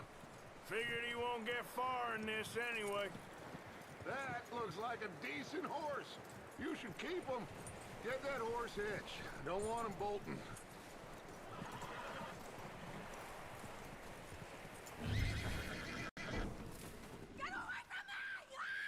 Kill her. What the hell do you think you're doing? Come here. Kill her. Kill her. Don't you bite me. Oh, you're raping her? Okay, well. I mean, nothing to see here then, right? Sorry, I got a horse to tend to. Excuse me, I got a horse to tend to. No? Alright, well. Guess I gotta go deal with this. Oh, look what I found in the cellar. Wild thing, ain't ya? Leave her alone. I wasn't doing nothing. She's one of them O'Driscolls. No, she ain't, Michael. Look at her. Miss. Are you... Oh, you fool! Michael! Miss. Now, it is gonna be okay. We mean you no harm. Miss. I mean, he does. Come on. It'll be okay. We need to get out of here. We could have taken care of that fire if anyone would have jumped on that immediately. But I guess we're just gonna let this burn down. You okay, miss? They came 3 days That's cool. ago. And my husband, they... Okay. Miss, you are safe now. And you can't stay here. You come with us. Arthur. Miss, it's okay. We're bad men. We ain't them. It's okay. Get on. We'll keep you safe until you figure out what you want to do. What's your name, miss? Miss. Adler. Adler. Cool. Sadie Adler. Mrs. He was my husband. Was? So you're single?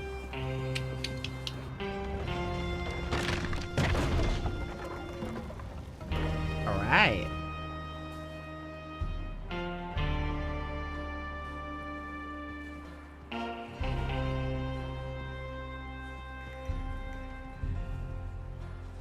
Hey! Somebody's coming! Looks like it's Dutch. Hey, everybody, Dutch is back! How'd you get on? Micah found a homestead, but he weren't the first. Colm O'Driscoll and his scum, they beat us to it. We found some of them there, but there is more about, apparently. Scouting the train. Thank you. That's the last thing we need right now, Dutch. Well, it is what it is. But we found some supplies, some blankets, a little bit of food, and this poor soul, Mrs. Adler, Miss Tilly, Miss Karen, would you warm her up? Give her a drink or something?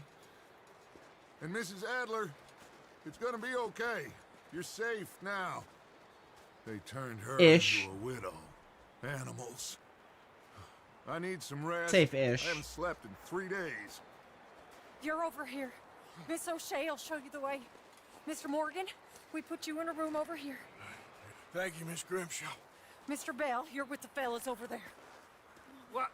How come Arthur gets a room and I get a bunk bed next to Bill Williamson and a bunch of darkies? Get yourself to bed. Billionton.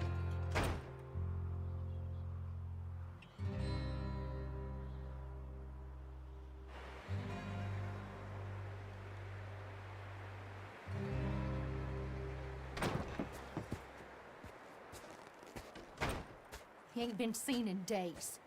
Weather ain't let up. He's strong, and he's smart. Strong, at least. Hello, Arthur. Abigail? Arthur, how you doing? Just fine, Abigail. And you? I need you to... I'm sorry to ask, but... It's little John. He's got himself caught into a scrape again. He ain't been seen in Well, you know. 2 days. Your John will be fine. I mean, he may be as dumb as rocks and as dull as rusted iron, but that ain't changing because he got caught in some snowstorm. Please go take a look. Javier? Yes. Javier, will you ride out with Arthur to take a look for John? Oh, what the fuck? You're the two best fit men we've got. Now? Lucille, give me strength. Yeah, we're pretty worried about it. I know. If the situation were reversed, he'd look for me. Thank you. Oh no! This way. Last I know, John was headed up the river. For all we know, he kept riding north and never looked back. Fucking damn it. Not like that. Wouldn't be the first time.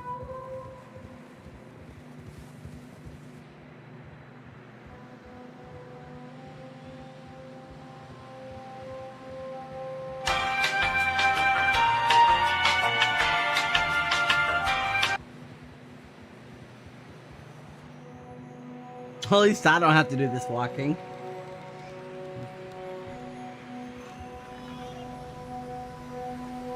Hey, I see some smoke. Come on, let's take a look. Let's hope it ain't more of O'Driscoll's boys. Well, seems somebody left. Recently. And I hate that. And that way. Sure, well, come on then. There's some tracks leading to the river. Alright, Javi, do your thing. Let's cross.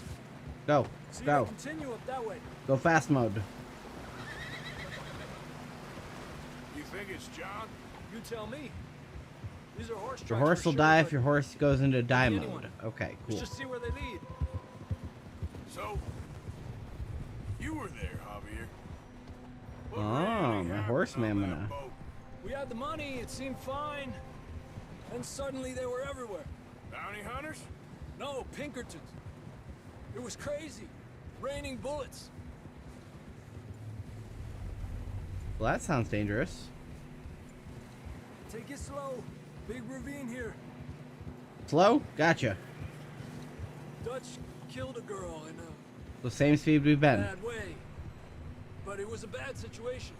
That ain't like him, though. We continue along the cliff wall here. Wow. Davey got shot. Mac and John, both shot too. Sean, Aw. we don't even know. I'm Damn, that surprised we doesn't sound escaped good. at all. By the time you boys showed up from the other side of town, we were only just holding on. Aw. Bad business, all right. Damn snow's coming in hot again. We'll lose these tracks if we don't move fast.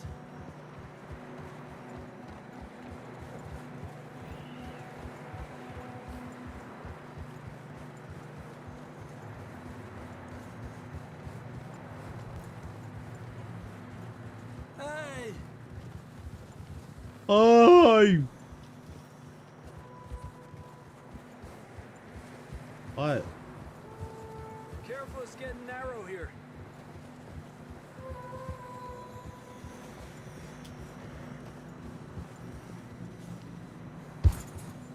Come on, horse. What the hell? Come on. Yeah. What's happening? What's happening? What's happening? Why is my horse going insane? Ah, what's happening? Come on, get up here. I'm trying. My horse just went insane mode. Come on, Arthur. We need to stay together. Look, that wasn't my fault. You was just talking about something. Let's push on a little bit. Maybe we'll pick up the trail again. Almost there. Come on now. That was bullshit. They started yelling at me. Hey, look! Over there! You see that? Yeah, I see it. I see it. Let's go. Go. Go. Go. Go. Aw, go. And go. John was riding that horse when we left Blackwater. Let's see if he can hear us.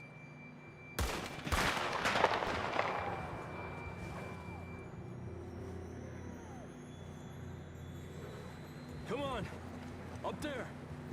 Okay, get out of my way. I'm going.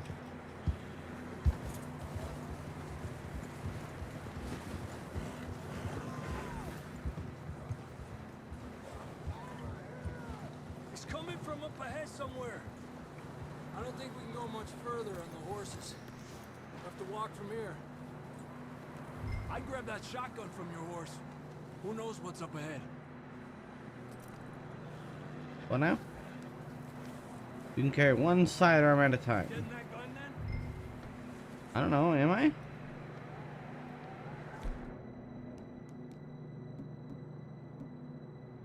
So grab that instead. Come on.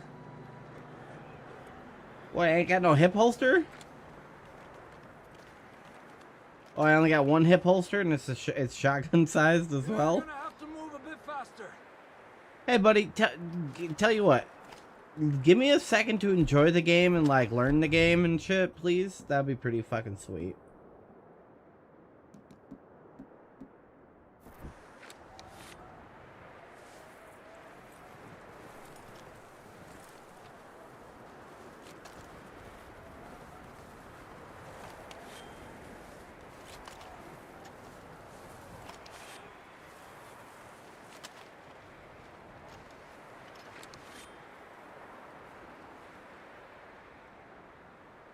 You sure about this? It's coming from this way. Okay. Quick as you can, come on. Definitely not a trap.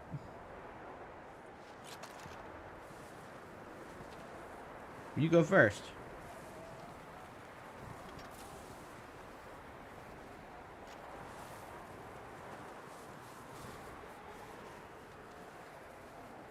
It's slippery, be careful.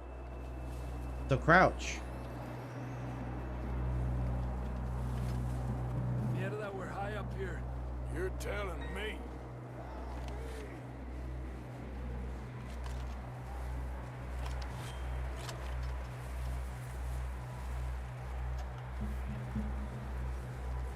Careful. There's a drop here.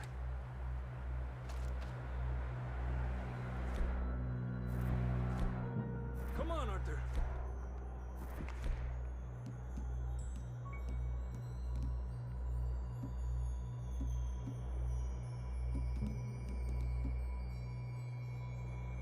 No, neat.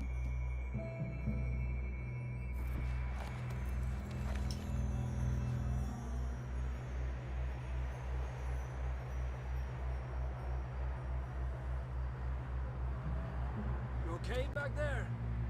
Yeah, I'm fucking fantastic.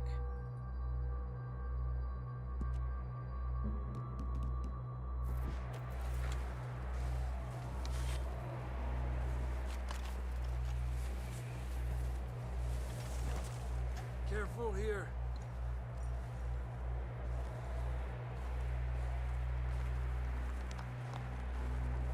I like the warbliness of the Watch your bass. head here.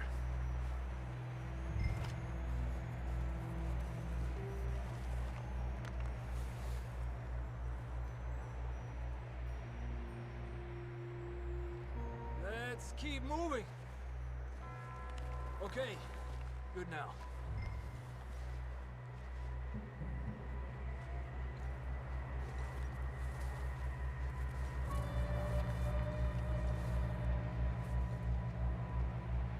Stay with me, Arthur. Watch your step. This is real slippery.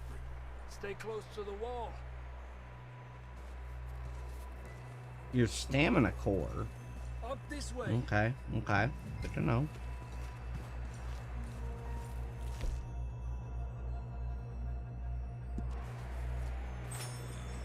Gap here. Yum, yum, yum, delicioso. That sounds closer now. Come on.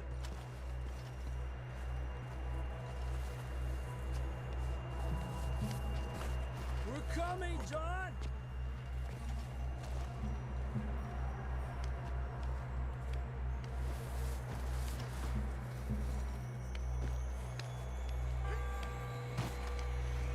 Damn, it's cold. Mm-hmm. You can tell because it's cold.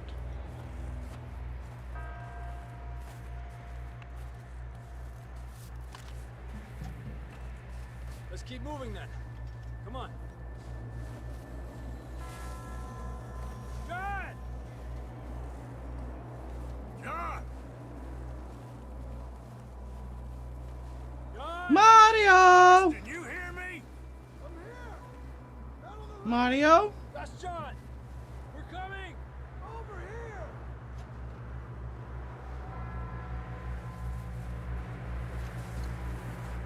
Fella's there! All right. Hot down, Marston. He's down here. Over here, Arthur. See, what happened was...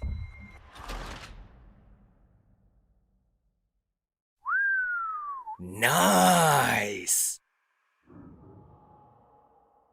Come on.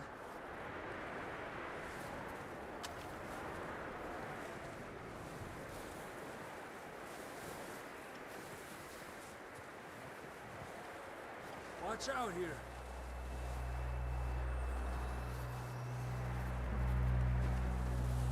Mierda, that we're high up here. You're telling me.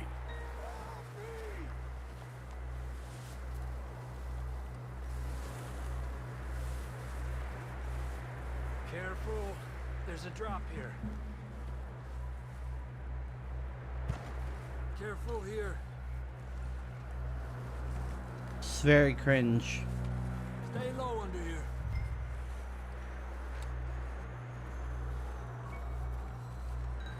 Okay.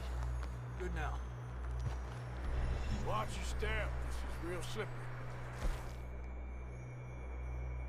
Stay close to the wall. Up this way.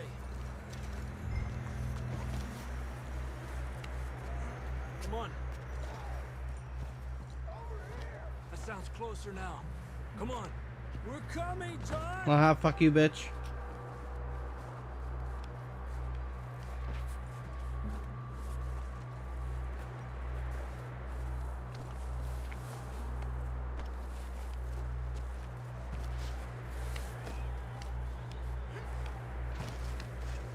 Damn, it's cold.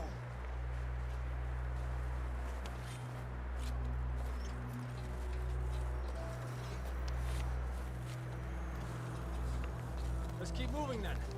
Come on. John!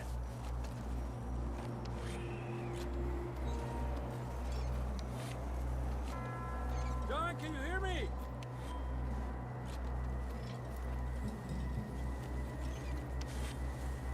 I'm here! Down on the ledge! That's John! We're coming! Over here!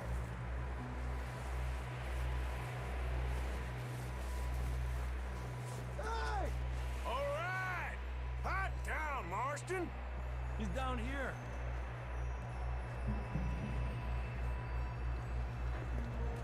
That's quite a scratch you got there. Never thought I'd say this, but good to see you, Arthur Morgan.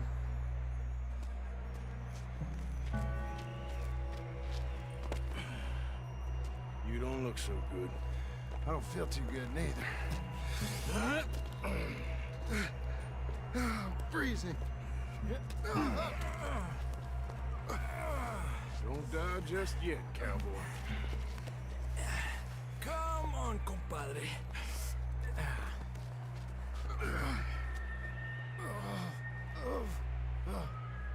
Well, we can't go back the way we came. Let's try this way. Ain't you a sorry sight? Camp? with you there. See? I told Dutch you weren't the right man for this. I'm sure you did. You alright? I think so. Come on. Hopefully this will lead us out.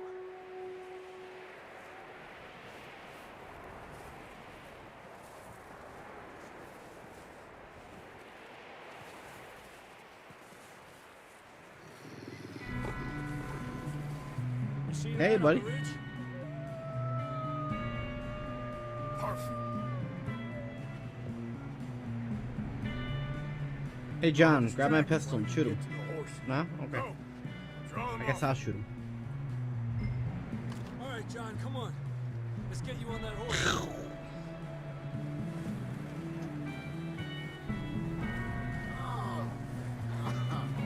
We're getting you out of here. Arthur, distract them. Keep them off us. Oh, yeah? Right here.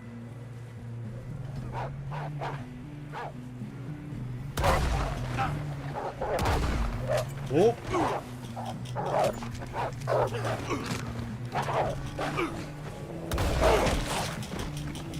Ow, my hand!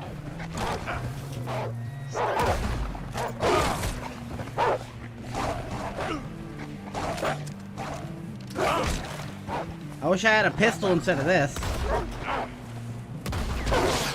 Oh, what is that shot delay, man?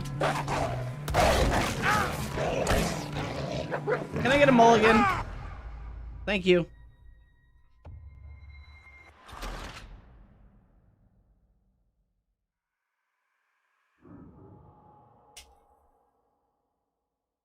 Look up there.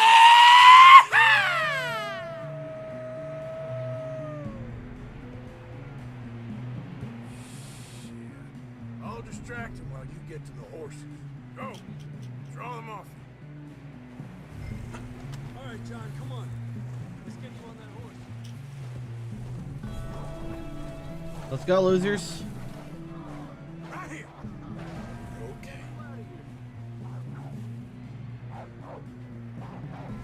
Come on, I'm trying to aim my weapon. Come on, game. I would like to aim my weapon.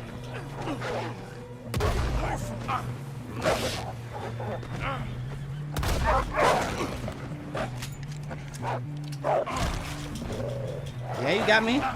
You got one good nibble, bitch. Now what? Good work, Arthur. You ain't getting me twice. Get going before any more of these bastards show up.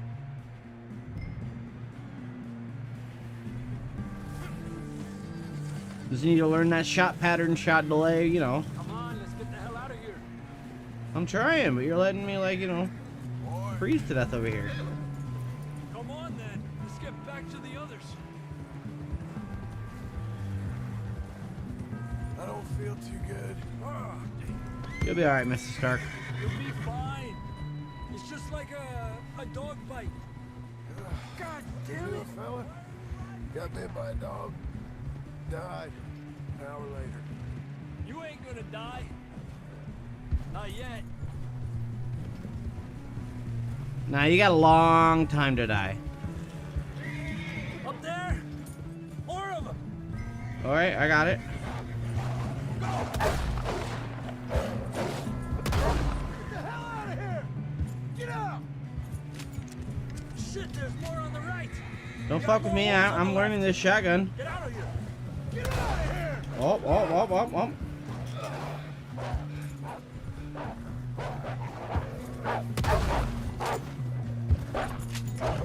Okay, it ain't got no quick shot. I gotta steady it and... Oh. Ran your ass over a little bitch. Bye. You see any more, Arthur? Don't think so. Jesus. You still with us, Marston? Just about. You're gonna be okay.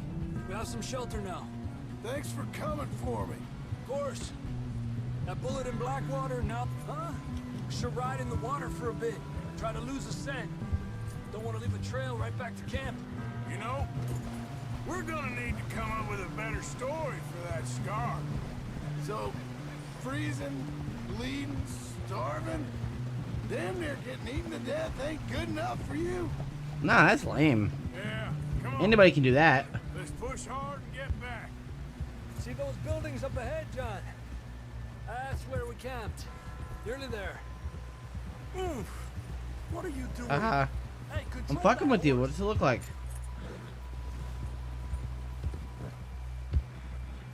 Come on! Someone help John down off this horse. Can we get some help here?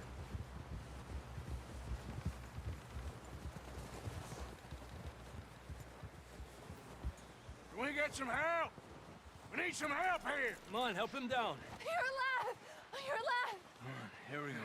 There we go. Ay, careful, idiotas! It's his leg. Oh, come on, let's get you warm. Thank you both. This is a new Thanks. low, even by your standards. Thank you, Arthur. Thank you. Got any other lost maidens need saving? Not today. Have you and Dutch talked about how we're gonna get out of this? I was just discussing with Herr Strauss when the weather breaks. Suppose we'll have to keep heading east. East? Into all that? That's civilization. I know. The west is where our problems are worse. Come on, Herr Strauss. Let's get warm. Thank you, Mr. Morgan.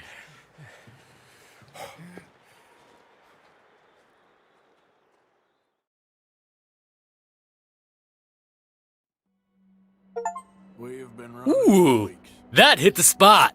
We found shelter and been resting here in some old abandoned mining town while we wait the thaw. Hardly the spring I had been hoping for. Oh, what were you hoping for? So what now, Dutch? We get strong, we get warm, and we wait.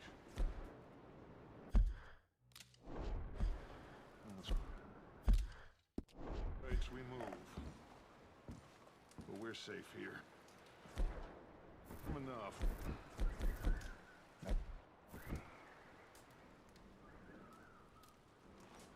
You sound doubtful. Not doubtful, just worried. We have been shot at before, Hosea. I don't feel this is honestly anything new. Well, thank you. I hope not. We had a bit of bad luck, but then the storm covered our tracks, so now we wait a bit, and we go back to Blackwater, and we get our money, or we get some more money, and we keep heading west. But we're heading east. For now. For now. We got this. We're safe. Stay strong, Hosea. What about you, Arthur? You doubting me too? Never. Good. Because you know me, son. I'm just getting started. Once we get some money, well, they better send some good men after us, because they ain't never gonna find us.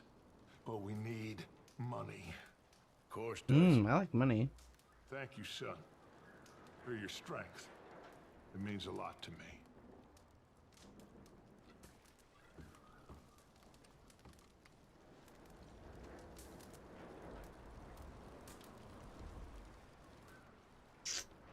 All right. Well, I think I might call it here and then just hop up on in the morning, whenever more people are awake and around. Liking it so far. Like the theme, like the tone. Well, maybe not the theme. I like the tone. I like the characters so far. But either way, thank y'all for joining. I don't know what time I'm gonna be on in the morning, but until then, we'll see you next time.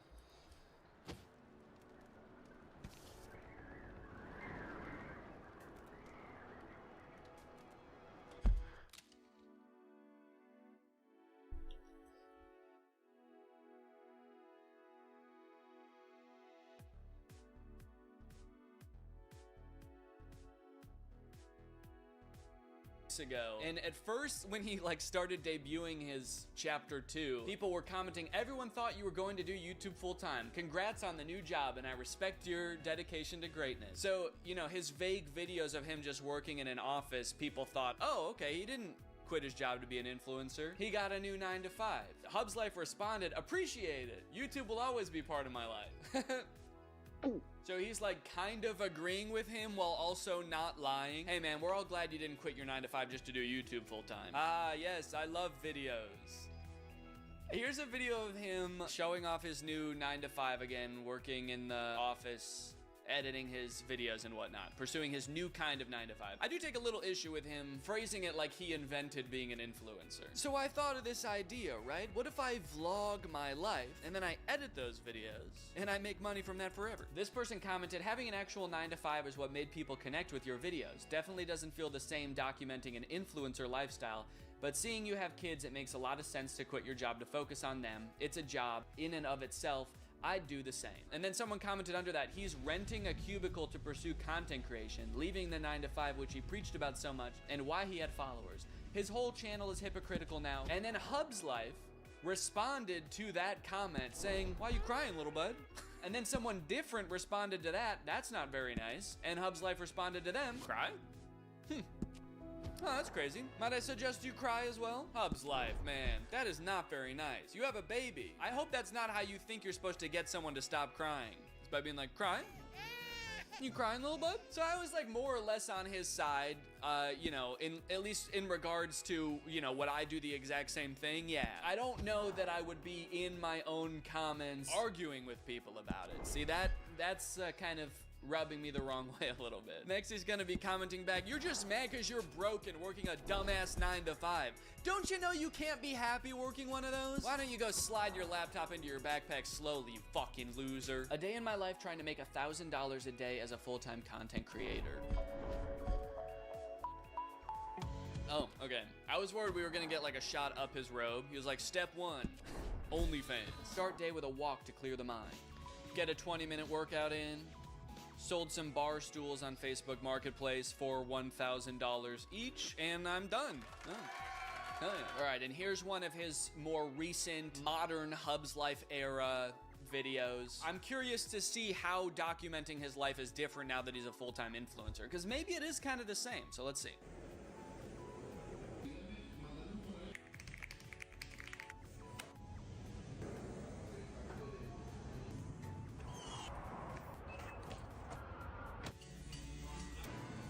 You know what? I'll give him this. He is able to take his new job, which to most people sounds very exciting, being a full-time influencer, working for yourself, and make it still look super boring. So I'll give him that, you know? To be fair, honestly, you know, I'm a full-time YouTuber. I don't know if you guys knew that. This job can just feel like a regular office job at times. There's a lot of answering emails. There's a lot of typing away on my computer. Obviously, it comes with some immense benefits. I work from home. I set my own hours. My wife and child are upstairs. I can go hang out with them anytime I want. But for the purposes of just documenting it and, you know, trying to maintain that look of a normal lifestyle, I feel like he can still do that. There's just that little hint of like, did you not mean anything you said earlier? That I think is rubbing people the wrong way. So I don't know. I'm curious what you guys think of it. Again, I'll be the first to admit I haven't been in the workforce for a while. I don't know what it's like. So would you do the same thing? Should he have just pretended he still worked at his old job and never even said anything about quitting his job? Maybe that's what he should have done, actually. He should create a set of his old office and just pretend he works there forever. In like 30 years, he hires actors to throw him a retirement party. That'd be crazy. Hub's Life. If the controversy gets too bad, you pretend to go back to your old 9-to-5 job and just do that. I got you, bro. Anyway, that's pretty much it. If you guys could quit your job to be an influencer, would you? Let me know. Bye.